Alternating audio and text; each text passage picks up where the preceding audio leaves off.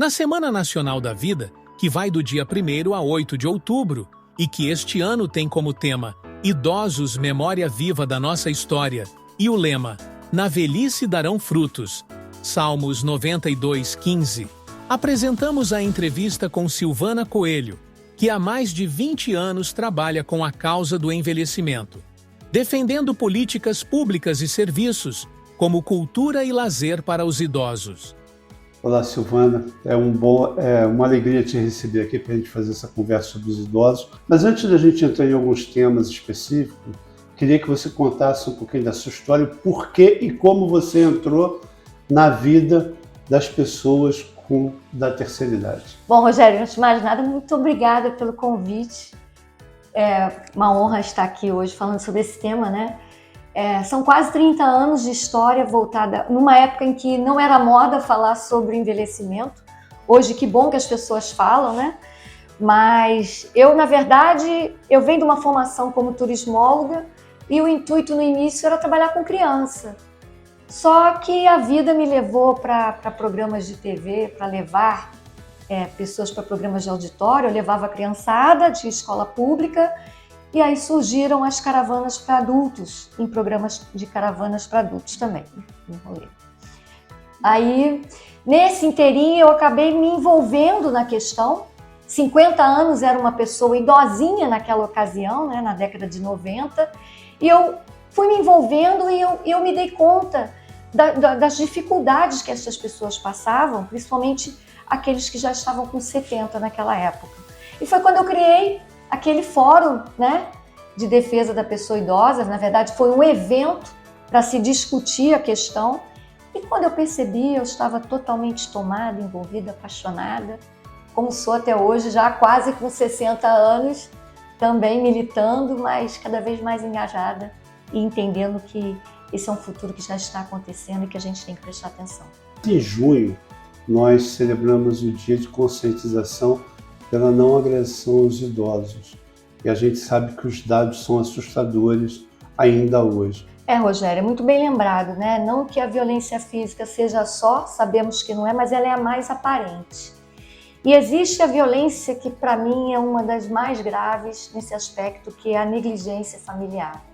Quando você abandona, porque o fato de você, às vezes, escolher uma instituição de longa permanência, para deixar, né, seu familiar por conta de uma necessidade sua de ter que sustentar seus filhos, não significa que você esteja abandonando.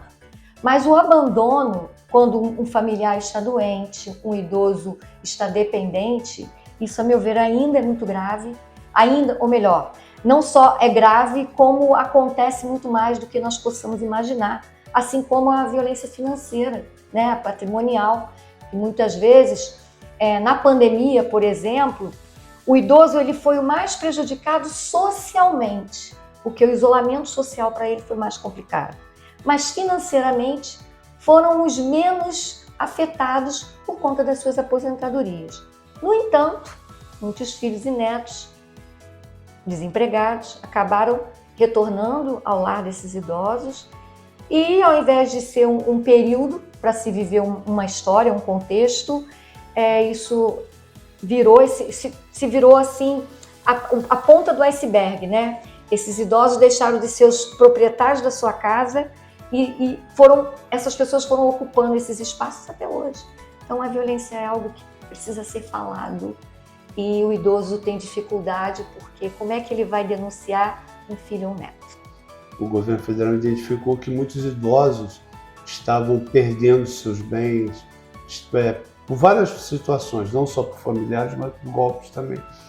Hoje isso é muito forte ainda tem muitos idosos que ainda sofrem essa violência. Muito mais do que nós possamos imaginar, porque essa violência, ela não vem só atrelada a familiares. Existem os golpes, existem às vezes as vendas sedutoras nas próprias instituições financeiras que, infelizmente, abordam o idoso de forma muito abusiva, a meu ver, às vezes num caixa eletrônico, quando ele está recebendo o seu benefício, tem alguém ali que aborda e o idoso, sem perceber, está ali apertando uma tecla, porque aquele profissional precisa cumprir suas metas. Então, isso ainda é muito pertinente, muito latente ainda, e existe uma necessidade urgente de se fazer campanhas educativas em relação a isso, sabe? Só educando que a gente consegue evitar esse tipo de situação. E a violência física, Silvana? A gente sabe que muitos idosos são vítimas, muitas vezes, de maus tratos. E aí, falando disso, queria como as pessoas devem proceder para proteger um idoso ou para denunciar uma violência contra o idoso. Em relação à denúncia, por mais que existam em várias cidades do país, estados, algumas denúncias próprias, algum canal direto daquela cidade, eu sempre recomendo particularmente o Disque 100, que é 100, ele é gratuito, ele é federal, mas ele tem realmente uma dinâmica de distribuição das denúncias e é feita uma triagem até que funciona. Funciona. Só para você ter uma ideia, e é um dado que é ruim de se falar, né? Mas só nos 4 primeiros meses deste ano foram feitas mais de 45 mil violações contra as pessoas idosas. Então, assim, o Disque Denúncia, ele funciona, eles conseguem chegar na ponta. Então, é 100, que é gratuito, em qualquer telefone você pode ligar.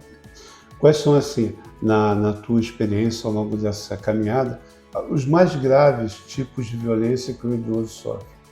A negligência, a violência física, a psicológica e a financeira.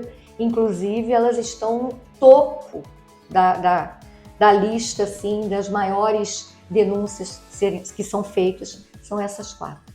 A negligência, né, você apontou aqui como, acredito que você apontou como primeira e deve ser a mais grave. Porque ela, na verdade, ela dá desdobramento e margem para as demais. Né? Porque se você é negligente, se você não é um filho, infelizmente a gente precisa recorrer à lei para que um filho entenda que ele é obrigado a depois cuidar do seu pai e da sua mãe.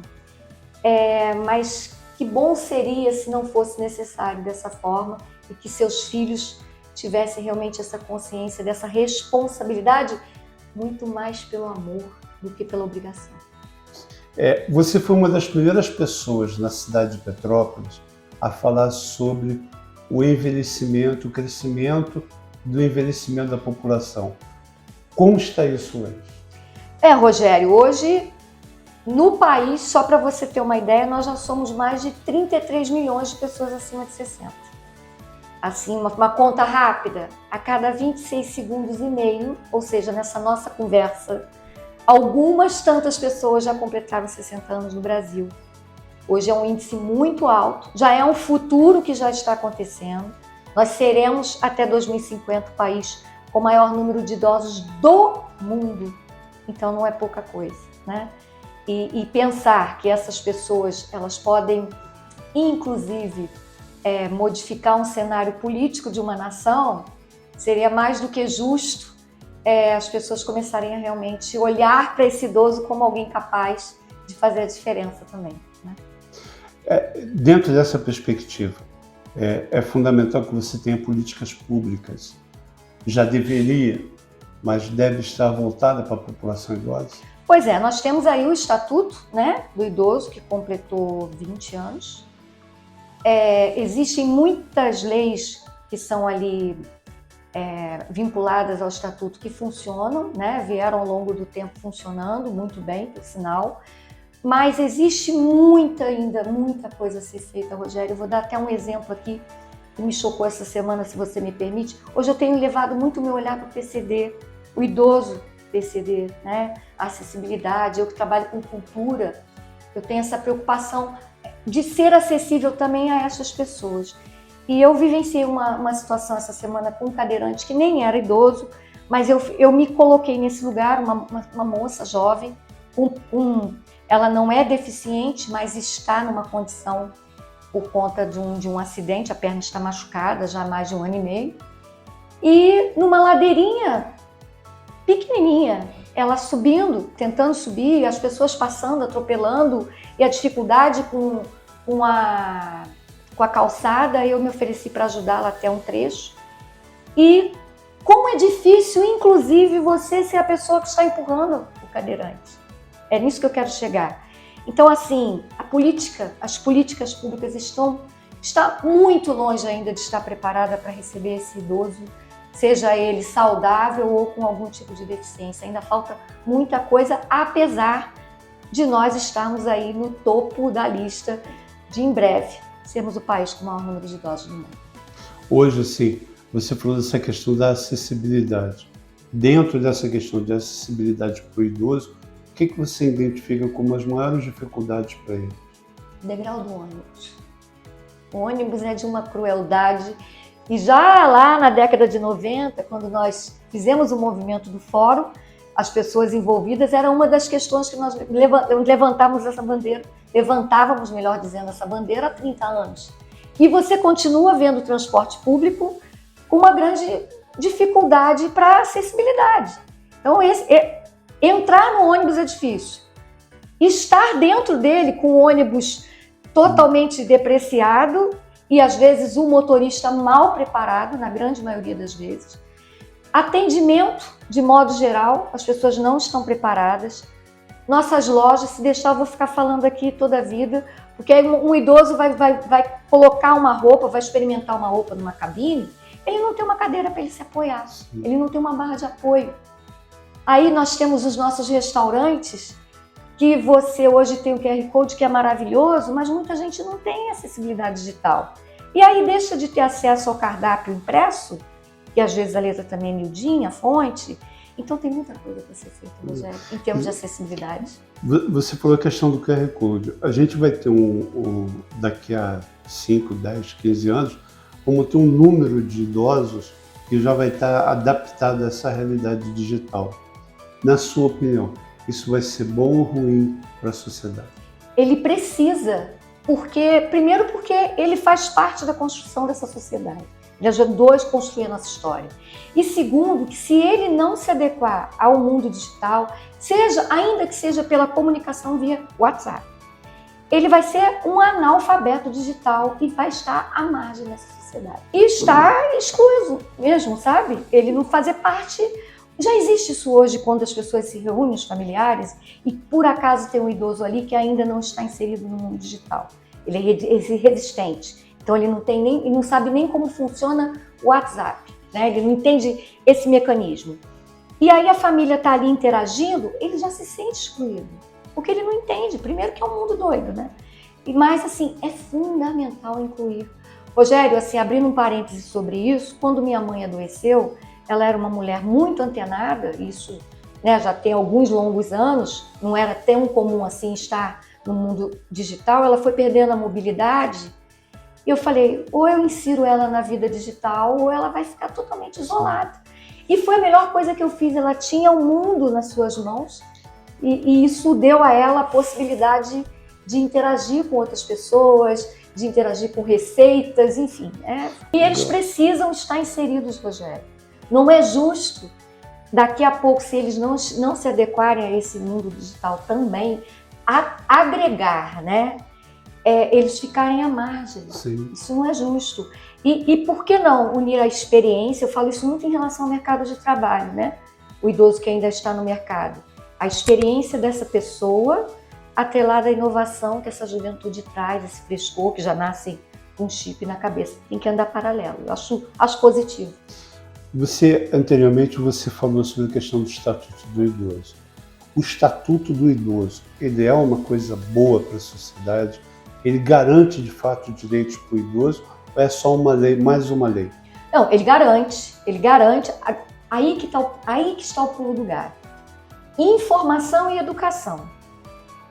Quando você é educado, quando você tem a informação é poder, você sabe os seus direitos e consegue batalhar por eles. Então, assim como qualquer outra lei, e também muito importante falar sobre isso, da questão não só do estatuto, mas leis que às vezes dão direito às pessoas a medicamentos caros e que você consegue, através da lei, pleitear esses medicamentos, é através da informação, Rogério. A gente tem que ter esse compromisso, por isso que é tão importante também estar antenado no mundo digital para ter acesso a tantas informações que hoje nós temos essa possibilidade. Hoje ainda falta informação sobre os direitos que os idosos têm? Muita. Não que você vá ali pesquisar. O que falta são campanhas. Campanhas. Talvez em termos municipais e sem juízo de valores de cidade A, B ou C. São Paulo, que é a capital, né, paulista e a maior capital, com o maior número de pessoas do Brasil, eu acho lindo o movimento da sociedade civil que acontece lá. É uma sociedade civil engajada nos movimentos. Principalmente eu que milito na área do idoso, eu vejo isso muito claro. Não fica dependendo só de poder público. Como a sociedade civil é fortalecida, o poder público se vê na obrigação, na saia justa, de também fazer a sua parte. Então eu continuo acreditando que as coisas andam paralelas, mas esse movimento tem que ser uma iniciativa primeiro da sociedade civil. As campanhas começarem conosco. E, de tabela, se fortalecer para deixar aquela pulguinha atrás seja lá o governante que for, opa, eu preciso prestar atenção nisso, eu vou ficar mal na fita, bem assim. Você citou uma coisa que eu considero muito importante, que é a participação popular, a participação da sociedade. Você acredito que sim, pelo que você acabou de falar, de que a participação da sociedade, a participação popular, ela é importante para garantir dos direitos e para fazer com que o nosso governo avance? Acredito, como também acredito, através da participação popular, que é necessário que os conselhos deliberativos, os conselhos municipais, seja da cidade que for, eles realmente funcionem. E que tenhamos pessoas, tanto da sociedade civil... Que não seja apenas um braço governamental. Mas que seja uma representação social. Porque, inclusive, através dos conselhos, você consegue captar recursos, né? Aí, falando dessa área que é a minha área de atuação, através de um fundo municipal do idoso, você consegue captar recurso e fazer projetos acontecerem. Eu ainda acredito no movimento social, Rogério, muito. E eu acho que é um caminho mesmo. Silvana, tem uma coisa que você, enquanto militante da área, e em Petrópolis você fez, foi o baile da felicidade. A questão do lazer, da cultura, do esporte, dessas práticas saudáveis para o idoso é importante. E quando, na tua avaliação, eles devem começar a participar? Rogério, você sabe que isso aí é a minha bandeira zero, né, nessa militância em relação à longevidade. Eu acredito muito você, através da arte, conseguir se manter ativo socialmente, a sua voz ativa. Então, quando o baile foi criado e que muitos diziam, é só o baile, aquela menina do baile, tudo bem se é só a menina do baile. Só a menina do baile, que nem é mais menina, né? Que fez muita gente sorrir, muita gente se casar de novo, muita gente ter vontade de voltar para o mercado de trabalho, muita gente ir para aula de dança, de canto, de teatro. Então deixa eu ser só a menina do baile, tá tudo certo. Mas esse baile transforma, assim como a inclusão digital é um divisor, a participação dos idosos em locais onde eles têm pessoas da mesma idade, né? Eu costumo brincar, independentemente da religião, algumas pessoas às vezes falam, eu sou da religião X, então eu não posso ir lá porque eu não danço. Não tem a ver com religião, não tem a ver com saber dançar, não saber dançar. Tem a ver em sociabilizar com pessoas da sua idade que entendem o que você está passando, que não está ali com juízo de valor. Mas eu não sei dançar, eu não gosto de não sei o quê. É importante tirar o traseirinho e se movimentar e ter prazer para sair, para ver a vida, independentemente de ser o baile ou não. Mas os projetos culturais, eu acredito piamente de que fazem a diferença na vida dessas pessoas. Assim, se hoje um idoso chegasse para você e perguntasse qual atividade que ele poderia participar, o que você indicaria? Bom, primeiro eu acho importante cuidar da saúde física, né? Então eu acho que a prática de educação física cada vez mais é fundamental na nossa vida, sendo com profissionais, né? Tudo muito bem orientado e procurar atividades socioculturais.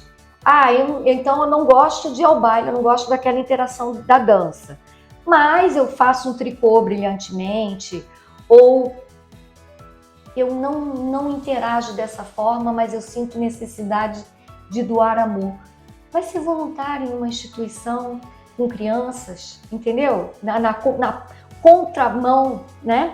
Vai interagir intergeracionalmente. É buscar aquilo que faz a pessoa se sentir bem. Exatamente. Seja religião, tem pessoas que são engajadas nos movimentos da igreja. Sim. E tá tudo certo também. Eu tenho uma tia muito querida que ela a vida dela é atrelada a ir à missa diariamente, aos movimentos da igreja.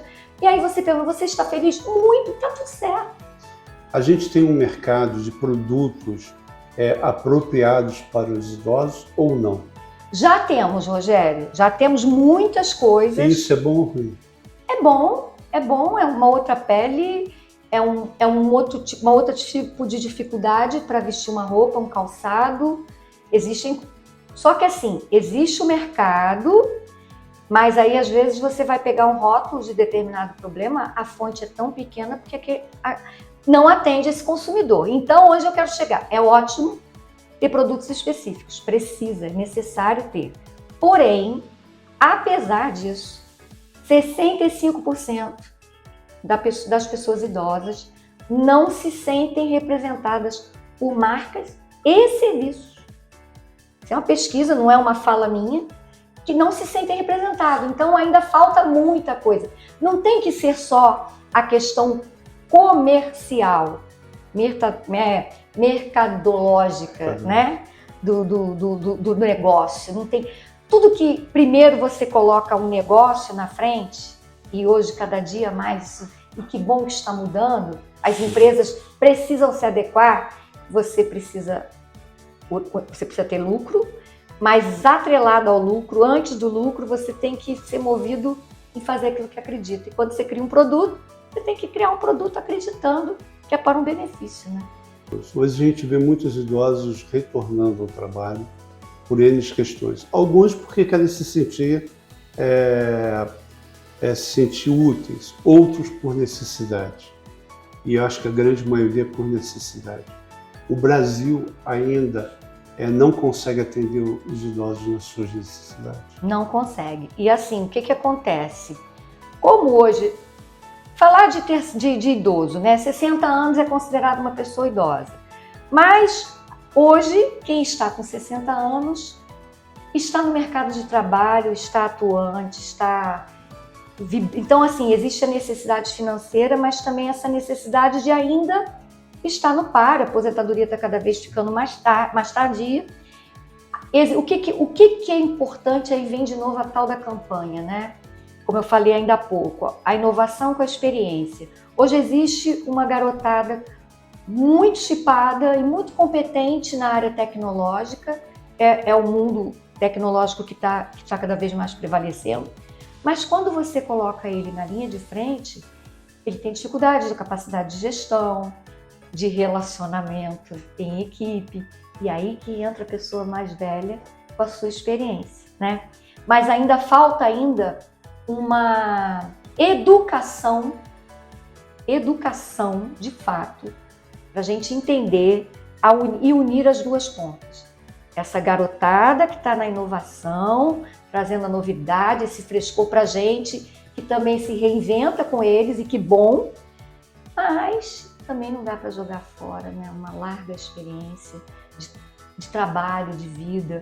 Então, os empresários ainda precisam também ajustar esses parafusos ainda. Hoje tem muita startup que são responsáveis por milhões e, ao mesmo tempo, na mesma proporção, pela falência, né? Que elas também Sim. quebram na mesma proporção. Tem muita garotada milionária sem saber o que fazer com esse dinheiro. Então, investe aí na capacidade também intergeracional, nessa combinação que eu acho que funciona. Esse equilíbrio entre o idoso e a nova geração, essa convivência fraternal, você avalia como uma coisa positiva para a sociedade? Positiva e necessária.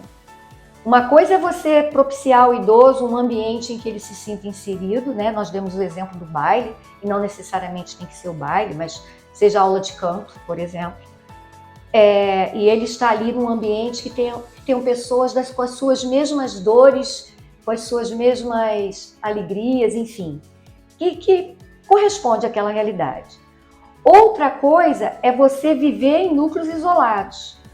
Cada vez mais torna-se importante, necessário e muito salutar a convivência intergeracional que começa dentro de casa. Se você cria seus filhos já para ignorar os seus avós, né, você já está ensinando ele a não conviver com outra geração. Então, quanto mais a gente promove isso nas escolas, nos movimentos religiosos e até em outros ambientes, mais condições nós temos de trazer, ou melhor, permitir que esse idoso permaneça naquele ambiente que ele ajudou a construir e contribua com essa garotada que vem de uma geração que o lúdico está desaparecendo, né? Não sabe mais brincar com uma amarelinha, jogar uma bola, enfim. Então isso é fundamental para a humanidade. Muito obrigado pela entrevista. Eu que agradeço. Pela tua história. E tenho certeza que desde sempre, hoje e para sempre, Deus e a Virgem Maria vão estar te abençoando todos os dias.